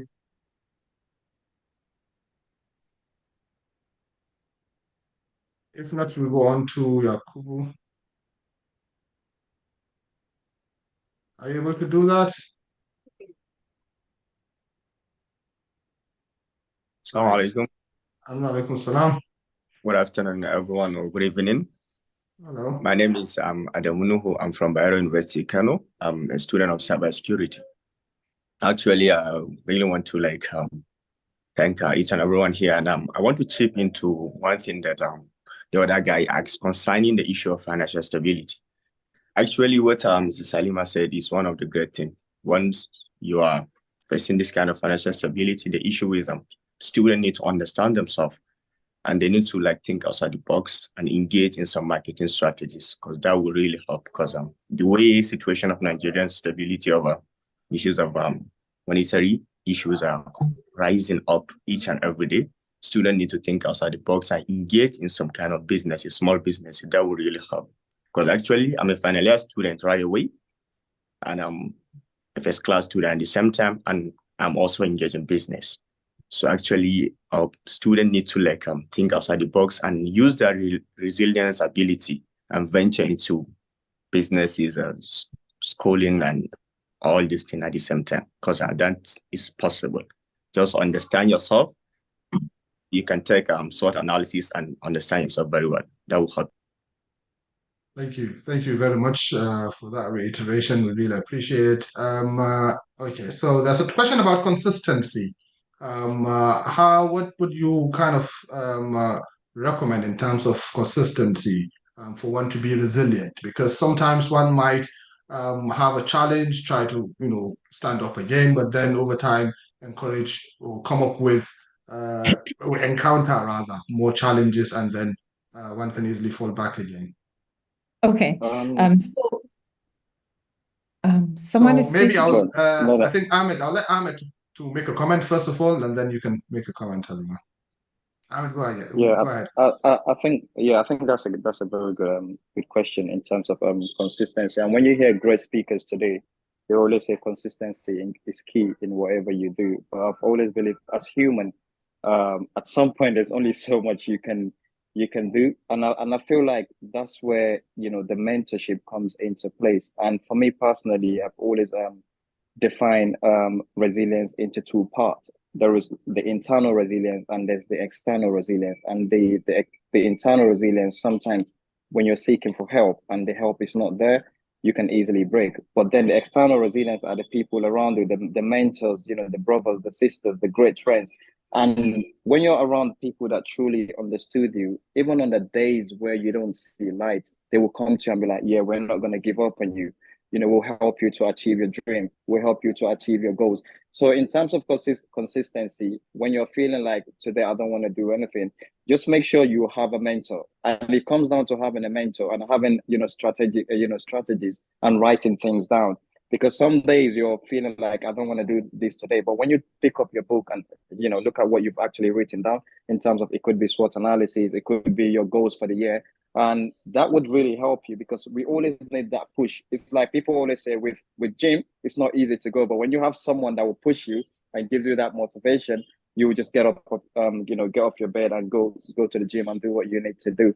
I feel like in order for you to help with that, to have a better consistency in terms of what you need to do, just find somebody around you, find people around you that you trust, that you feel like they have the your best interest, that you keep you that will help to keep you going, and also check on you. Because I still have, despite all the millions of things I'm doing today, some days I'm like, oh, I don't want to do this, and someone will be like, no, you need to get that done, you need to do X, Y, Z.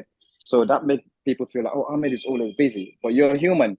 And it's understandable for some days for you to feel like you don't even want to do anything. So I feel like having a mentor and good people around you will help you in terms of achieving your goals with your consistency. Thanks. Thank you. Thank you very much. Yes, Halima, you also talked about positive self-talk. Every day in the morning, you wake up, you kind of talk to yourself that, it's something that you could do. Probably you have other things to add in addition to that as well. Yes, that's right. Well done, Ahmed, for that. So first thing, I want to say that for every successful person you've seen across the globe who are making waves, they procrastinate. They sometimes don't feel like doing what they do. They don't put any effort into their work. They break down and go on a break before they come back with full force. So with consistency, you need to know your why first. If you know your why of doing something, you keep looking at the why and keep moving. So when you know your why and you've got vision boards to visualize, oh, these are the people I want to become or I want to be greater than in no distant time, you put the effort in it. So a lot more times why people are not consistent with whatever they put in their mind to achieve is because they just see the big picture and they don't break it down. So I'll advise that whatever it is that you want to achieve in life, break it down into smaller goals or smaller milestones and set time on those smaller goals for you. Say, for instance, I want to write a book. I'm starting with the title. I'm doing a research on the title. So the first month of this year is for the research on the title, if it works for me, and seeking people's advice. What do you think about this title? Not just anybody, professionals in the field you want to write about. Then the next thing I'm going to do is, what is my introduction or preface is going to look like? So you break those things down into smaller milestones and give yourself time to do it. And like Ahmed say, you need people to push you. Today, I'm grateful to Allah because from my secondary school days to the university, master's degree and all that, there were people who believed in me. And when they see me, because they see the kind of energy I bring to the table whenever I'm around study, classroom, and all of that, they're like, oh, this girl, she's going to go places. I'm going to support this girl. So from primary school, I got a teacher, a biology teacher that believed in me, even though I was doing an arts course in the secondary school. Before university gave me a science-related course. And then I found a lecturer that supported me, believed in me that I can be great. And after university, during the university, when I came for internship, there was someone at AIT that believed in me that I can do it, Mr. Victor Assam. And then when I came for NYC, there was someone in channels. These people, all of them come together. We're like mentors, or they are mentors, and they still keep checks on me. Like when they see me go blank, sometimes they just call and say, why are you not writing? Why are you not doing this? We've not been hearing from you a couple of months. What's going on? I was like, oh, this is this. You need to do this. So some of them, one of my lecturers from Kaduna Polytechnic up till today sent me message every morning. It's either one wa'azi or something about pushing myself or something about what I'm doing currently or something about my job always, and say, look at this. What are you doing? And all of that. So we need that one person or two people or a group of people who are always there for you. I mean, whenever they see you crack, they see you pause, they are always there for you. So look for mentors, get your why, look for mentors, visualize where you want to see yourself, and keep putting the small work you need to put into what you're doing to achieve the greatness that you want to achieve. Thank you very much for that wonderful response to both of you. And I think that also answers the last question, or the first question that we had. That was asking about advice on how to write. I think he was having challenges on writing, but I think what you've mentioned here also answered that question as well. So I think this brings us to the end of the session. I'll call in finally Dr. Yakubu to conclude the session for us today. Ms. Halima and Mr. Ahmed, thank you very much. We're really glad to have you today, and we've learned quite a lot from you. Dr. Yakubu, over to you. So, thank you very much, Dr. Tariq and Haja Halima, Brother Ahmed. Your stories of resilience really such encouraging stories, and we have picked a lot from them. Really, there is one point maybe that I would like us to briefly talk about, maybe in 2-3 minutes. Like, we should be able to redefine what is comfort zone. I think I recently read elsewhere, like when we say comfort zone, generally people think of like places where they are, like, you know, conducive places where they are used to living, you know, where they have all sort of relaxations. Like that's their comfort zone, and they should always strive to leave those places and go, you know, for places where they will be kind of stressed out. So I think that write-off really addressed this issue. For instance, just to put it as an example, someone who is born and brought up, let's say, in Lagos or Kano, and who is interested in entrepreneurship in Nigeria, of course, should not think of leaving Kano or Lagos to states like, you know, in extreme north, you know, or extreme, you know, other places, just because of he wants to leave the comfort zone and go elsewhere out of his comfort zone. Because the very comfort zone, you know, he is in, that's either Lagos or Kano, that's where he will be able to grow. So basically the comfort zone then remains the growth zone. So if one is able to really understand these differences, sometimes where you live could be the comfort zone, you know, and at the same time could be your growth zone. While oftentimes this is not the usual thing. You have to go outside, you have to step out of where you live. So this clarification, I think, is very important. Maybe Halima will want to add 1 or 2 words on this. Then we can. Thank you, Dr. Yakubu, for the opportunity again. So I think what you said, I'm going to buttress the point. So in my book, there was a story of Mr. Steve Babaiko, a Kogi State man born and raised in Kaduna, schooled in ABU, served in Kano State, and from theater art, studying theater art, discovered that I can't really function in this place because this is what I want. Later, carve a niche and say, I'm going to go into advertising. Of course, in Northern Nigeria, advertising is not something that was big or was something that was considered at the time. But when this man looked around and saw that there was nothing in the northern part of Nigeria to actually actualize the goal, the man one day decided, no, I'm going to move to Lagos. That's where the big shots of advertising people are. And left Kaduna with 2,000 naira, go through the night journey of meeting a friend in Benin City, then traveling all the way, and the money was finished. And this man got nobody in Lagos, but with determination, resilience, family spirit, and all of that, kept pushing. And the man is now one of the #1 advertising gurus in Africa, and broke the glass ceiling by winning first time in Africa, the Cannes Lions, 70 years of the award. It was the first person to win that award because of consistency, putting the work, breaking the work into smaller milestones. Of course, this man did not stop at, I want to start my business immediately. Worked for 17 whole years with different companies, building resilience, building bridges, until after 17 years, and one day woke up, no, there won't be legacy if I continue working for people, and started Extreme Ideas. So it boils down to looking at where you are. If your comfort zone got all of the things that you need to succeed, stay there. It's not inherently detrimental for you. But if your comfort zone, for me, for example, Kaduna was my comfort zone, and I know that I wouldn't grow with what I really want to achieve if I stick to Kaduna. My dad discouraged me at some point that I should come back after NYC and stuff. And I'm like, no, Baba, I need to stay, because I saw that this is where my potential is.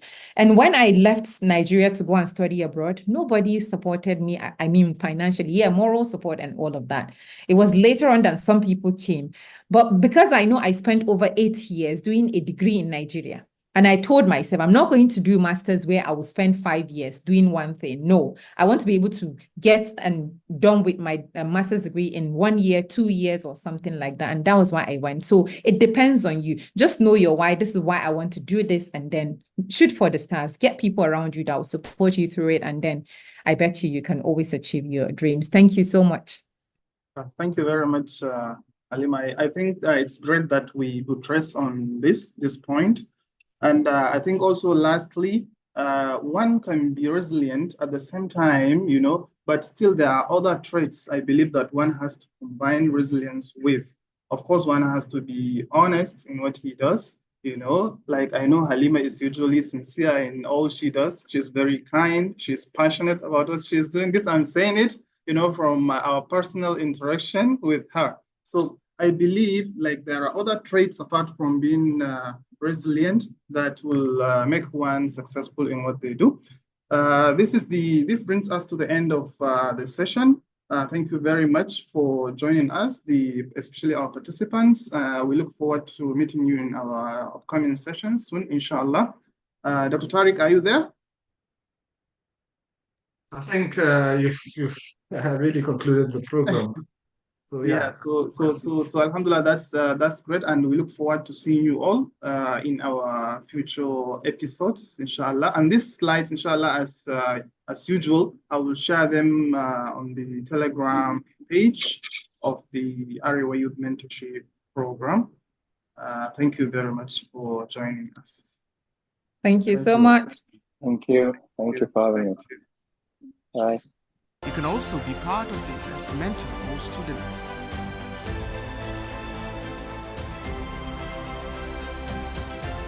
Join the Arewa Youth Mentorship Program on Telegram, Facebook, Twitter, and Instagram. AYMP, together we can be great.